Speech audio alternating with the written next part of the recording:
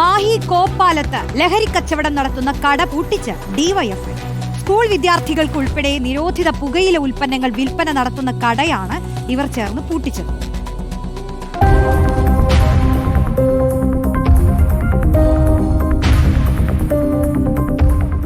School വിദ്യാർത്ഥികൾക്കിടയിൽ നിരോധിത പുകയില ഉൽപ്പന്നങ്ങൾ വ്യാപകമായതോടെയാണ് ഉറവിടം പരിശോധിക്കാൻ ഡിവൈഎഫ്ഐ ഇറങ്ങിയത്. അതിഥി തൊഴിലാളികളെ ഉപയോഗിച്ച് സംശയം തോന്നുന്ന കടകളിലേക്ക് അയച്ചു. പാൻ മസാലകളും കൈനി നിരോധിത പുകയില ഉൽപ്പന്നങ്ങളും വാങ്ങിപ്പിച്ചു. ഇങ്ങനെ തിരിച്ചറിഞ്ഞ വിൽപ്പന കേന്ദ്രങ്ങളാണ് കൈയോടെ പിടികൂടിയത്.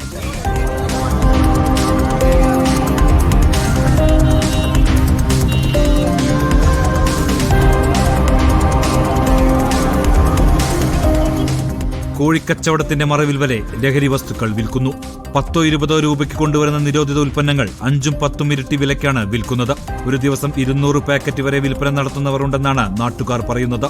മാഹിയിൽ നിരോധിത ലഹരികൾ പോലീസ് പിടികൂടിയാൽ 200 രൂപ പിഴയും ആൾജാമ്യത്തിലും വിടുന്നതാണ് പതിവ്. ഈയൊരവസ്ഥയ്ക്ക് തടയിടാൻ ഡിവൈഎഫ്ഐ പരാതി നൽകിയിട്ടുണ്ട്. റിപ്പോർട്ടർ, കണ്ണൂർ.